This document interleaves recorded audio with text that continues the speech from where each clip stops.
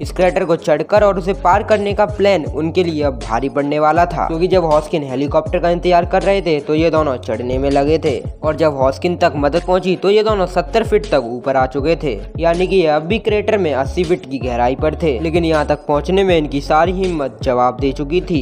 ऊपर से अब ज्वालामुखी गैसों और धुओं से पूरा भर चुका था, जिस कारण ये हेलीकॉप्टर से देखने पर कहीं भी नजर नहीं आ रहे थे। दूसरी तरफ अब रात होने को आई थी और मदद हुआ हेलीकॉप्टर अब लौटने को चला था, और अब इन दोनों ने सोचा कि खतरे से बाहर तो आ ही चुके हैं और रास्ता भी थोड़ा ही है, तो आज की रात यहीं पर बिताई जाए। लेकिन इनकी ये रात इतनी आसानी से बीत जाए, ऐसा इनके नसीब में कहाँ था। लावा उछलने की आवाज और लावा से निकलने वाली गैस ने इनके कानों को बहुत बुरी तरह परेशान करा था, लेकिन जैसे तैसे इन दोनों ने इस रात को भी पार कर लिया। पर सुबह होते होते ड्यूडी का सब्र अब जवाब देने लगा था, और उसने अब तुरंत इस जगह से निकलने और पार करने का फैसला लिया और आगे की चढ़ाई करने निकल गया। पर वेंसन ने वहीं रहकर मदद आने का इंतजार किया, क्योंकि अब उसके लिए ये हालात आगे कुआं और पीछे खाई की तरह हो गए थे, क्योंकि वहाँ धुआं इतना ज्यादा था कि विजिबिलिटी 1 फीट से भी कम हो गई थी। ऊपर से उनकी आगे की चढ़ाई काफी पथरीली और खड़ी हो गई थी, और उनके लिए और आगे चढ़ पाना संभव नहीं था, और अगर वो ऐसा करते भी तो उनकी पकड़ ढीली हो जाती और वो नीचे गिर जाते, जहाँ अब लावा इतना ऊपर आ चुका था कि इसने पूरे क्रेटर को ढक लिया था। इन सब चीजों के कारण ही बेंसन अब एक सदमे में चले गए थे। पहले जहाज से गिरना, फिर जहरीली गैसों से लड़ना, फिर पहाड़ चढ़ना और रात भर मौत को करीब से महसूस करना।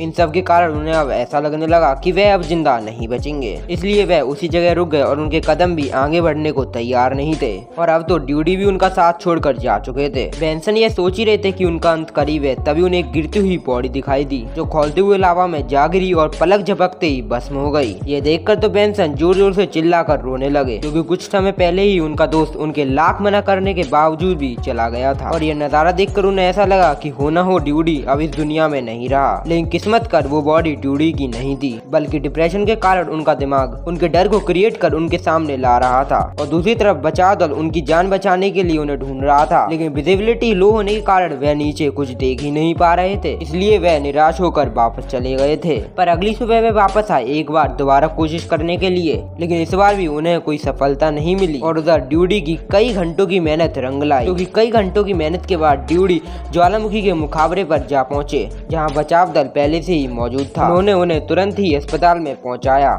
लेकिन दूसरी तरफ अभी भी वेंसन वहीं पर फंसे थे। जानलेवा हालात, ऊपर से दोस्त की मौत का गम, यह समय उनके लिए बहुत परेशान करने वाला था। वेंसन को स्केटल में फंसे अब 48 घंटे से भी ज्यादा का समय हो चुका था, और अभी तक ना ही उनके मुंह में एक निवाला गया था और ना ही एक बूंद पानी, और मौसम भी खराब होने लगा और विजिबिलिटी तो पहले से ही कम थी, और बचाव दल भी अब बेंसन तक पहुंचने के लिए असमर्थ था। और तभी अचानक बेंसन की किस्मत ने भी करवट ली, और बेंसन के साथ वो हुआ जो उन्होंने कम से कम इन 2 दिनों में सोचा भी नहीं था। बचाव दल के साथ आए हेलीकॉप्टर पायलट टॉम हॉप्टपेन की नजर बेंसन पे पड़ी, और उन्हें बेंसन की एग्जैक्ट लोकेशन का पता चल गया। लेकिन मुसीबत यह थी कि मौसम और बेंसन दोनों ही हैप्टन का साथ देने में असमर्थ थे। लेकिन उस पायलट ने फिर भी हार नहीं मानी, और जैसे ही मौसम थोड़ा सा शांत हुआ वैसे ही हॉप्टमैन ने अपना हेलीकॉप्टर इस ज्वालामुखी में उतार दिया, और एक रस्सी जो 150 फीट तक नीचे जा सके उसे लटका दिया। लेकिन ये अभी भी एक अंधेरे में चलाया गया तीर ही था, क्योंकि भले ही हॉप्टमैन ने बेंसन को देख लिया हो, लेकिन फिर वो वापस से उनकी नजरों से ओझल हो चुके थे। वहीं बेंसन के हालात भी इतने बुरे थे कि वह किसी को जवाब भी नहीं दे पा रहे थे, ऊपर से इतनी कम विजिबिलिटी की आदमी को 1 फीट से आगे का दिखाई न दे। लेकिन हॉप्टमैन ने फिर भी एक जाल को रस्सी से बांध कर लटकाया, और उन्होंने ये सोचा कि किस्मत से अगर बेंसन उस रस्सी को देख पाते हैं तो वो ये समझ जाएंगे कि उन्हें बचाने के लिए किसी ने रस्सी फेंकी है, और आखिरकार अंधेरे में चलाया गया ये तीर उनका निशाने पर लगा।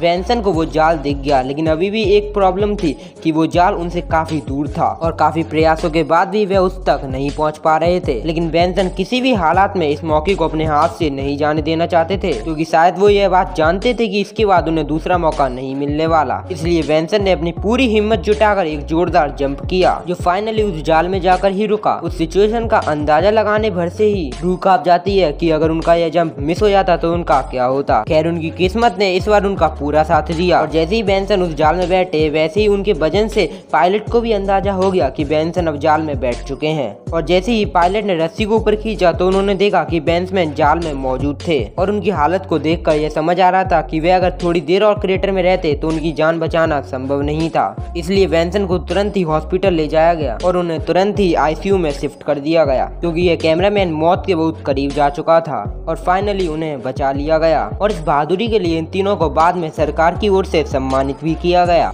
और इस रेस्क्यू ऑपरेशन की कहानियां भी काफी मशहूर हुई और लोग इनके फैन हो गए। तो दोस्तों यह वीडियो यहीं तक थी। वीडियो पसंद आई तो लाइक कीजिए, चैनल पे नो तो चैनल को सब्सक्राइब कीजिए। मैं मिलूंगा आपसे एक और नई वीडियो के साथ।